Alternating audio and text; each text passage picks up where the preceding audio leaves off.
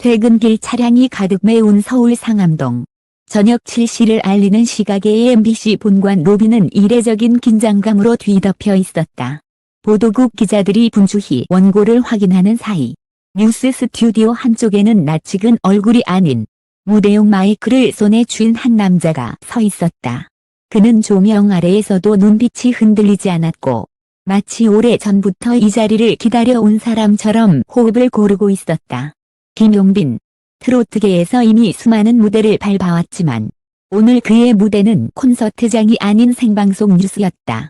원래 이 시간대 톱뉴스는 정치권의 긴급 브리핑과 국제경제 속보가 예정되어 있었다. 하지만 방송 30분 전 변성국장은 돌연 결정문을 내렸다. 이건 뉴스보다 더 큰 뉴스다. 오늘 이 무대를 전파로 내보낸다. 제작진 내부에서는 찬반이 갈렸지만 결국 송출 감독이 마지막에 고개를 끄덕였다.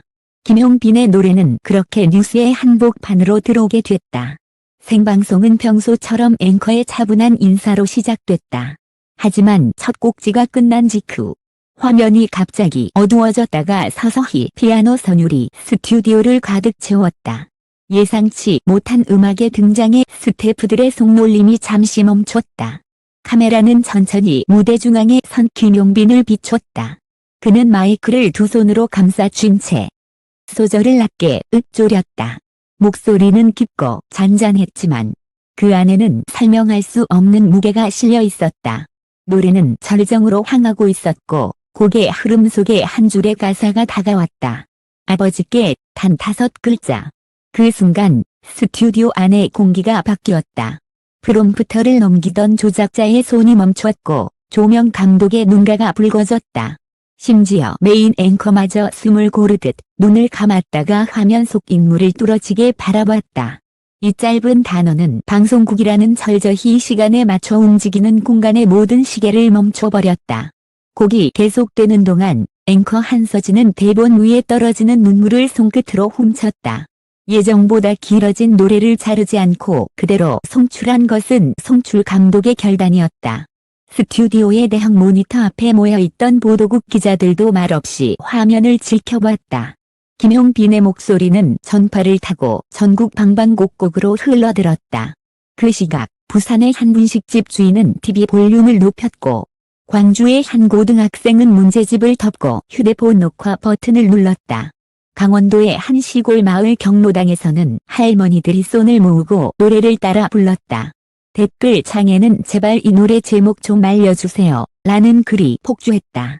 10대의 감탄사와 70대의 눈물이 같은 공간에 쌓이며 국경과 세대를 넘어 하나의 감정이 형성됐다. 이 노래가 탄생하기까지의 이야기는 길고도 은밀했다. 김용빈은 최근 1년간 공식 활동을 최소화하며 무언가를 준비하고 있었다. 심지어 그의 매니저조차 곡 제목을 몰랐다. 녹음은 심야에 진행됐고 악기 세션은 해외에서 귀국한 편곡가와 단 이틀 만에 완성했다. 모든 가사는 직접 썼으며 그중 아버지께 라는 말은 고등학교 시절 아버지에게 건넨 첫 편지의 전머리에서 가져왔다. 그의 아버지는 오래전부터 김용빈이 무대에 서는 모습을 가장 가까이에서 지켜본 사람이었다. 그러나 건강 악화로 인해 마지막 몇 년은 병상에서만 아들을 응원해야 했다. 아버지가 세상을 떠난 뒤 김용빈은 단 한 번도 그 이름을 공적으로 불러본 적이 없었다. 침묵을 깨기 위해 그는 이번 무대를 선택했다. 그리고 그 장소가 하필이면 생방송 뉴스였다는 것은 대중 앞에서 가장 진심을 꺼낼 수 있는 순간이 그뿐이라 믿었기 때문이다. 방송이 끝난 직후 포털 실시간 검색어 상위권은 김용빈, 아버지께, 뉴스 노래로 도배됐다. 음원 플랫폼의 서버는 폭주했고 공개 10분 만에 멜론지니벅스 플로5 모든 차트 1위를 석권했다. SNS에서는 유명 셀럽들마저 커버 영상을 올리거나 짧은 감상평을 남겼다.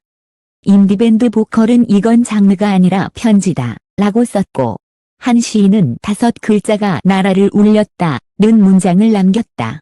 MBC는 긴급회의를 열고 이번 무대를 중심으로 한 특집 다큐멘터리 제작을 발표했다. 첫 편에서는 곡 제작 비하인드를 두 번째 편에서는 방송 직전 스튜디오 내부 상황을, 마지막 편에서는 전국의 반응과 팬들의 사연을 담을 예정이다.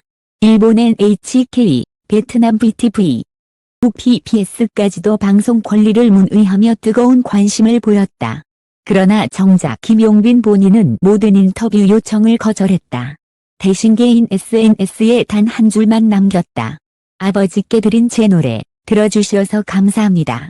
이 한 문장은 다시 수십만 건의 공유를 낳았고, 팬들은 그를 대신해 다양한 기부와 봉사로 마음을 표현했다.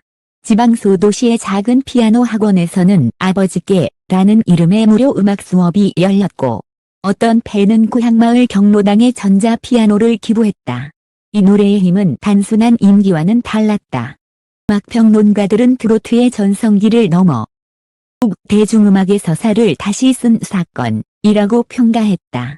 그리고 무엇보다 듣는 이들 각자가 자신의 아버지를 떠올리게 만들었다는 점에서 그 가치는 더욱 깊어졌다. 누군가는 돌아가신 아버지를, 누군가는 멀리 떨어져 있는 아버지를, 또 누군가는 곧 태어날 아이에게 아버지가 될 자신의 미래를 떠올렸다.